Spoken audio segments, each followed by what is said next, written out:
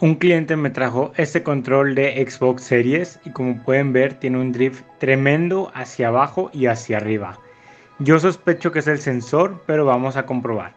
Lo primero que vamos a hacer es que con una palanquita de estas vamos a quitar estos dos pedazos de plástico. Para hacerlo, introducimos la palanquita por donde yo lo estoy introduciendo y una vez que sientan que todos los clips de esta lateral del plástico se zafaron, solo es agarrarlo con la mano como lo pueden ver aquí y jalarlo con fuerza. No se preocupen porque no se va a romper.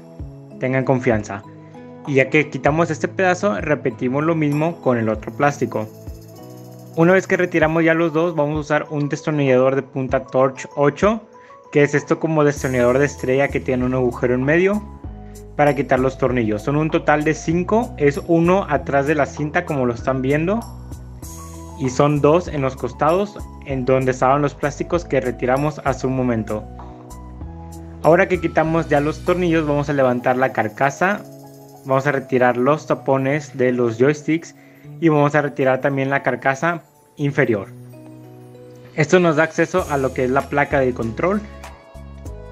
Y ahora vamos a desatornillar otros dos tornillos que están en la placa, están en las esquinas.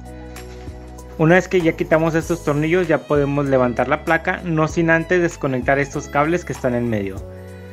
Aquí, si yo fuera a hacer un cambio potenciómetro completo, tendría que retirar los cables de los motores y así, pero como yo infiero que es el puro sensor, lo que estoy haciendo solo es darle la media vuelta, cuidando de no romper ningún cable, y así ya nos ahorramos tener que desoldar los cables de los motores.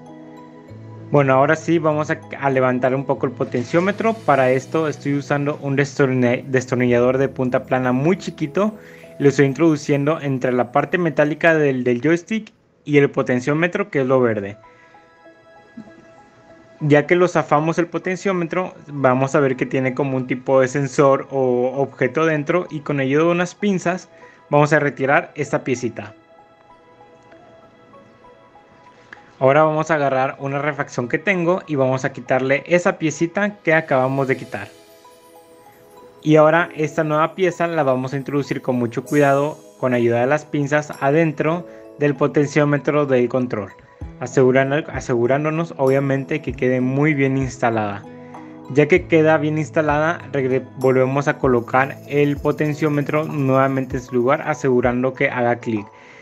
Si ven que un pedazo está como medio roto o algo así, un agujerito, un tubito plástico de hasta abajo del potenciómetro, se lo cortan con unas pinzas como yo lo estoy haciendo. No afecta en nada el funcionamiento hacer esto y va a hacer que podamos instalar de nuevo el potenciómetro con mayor facilidad. Ahora sí, ya que está instalada la pieza, volvemos a rearmar el control, que es básicamente seguir todos los pasos que hicimos, pero al revés.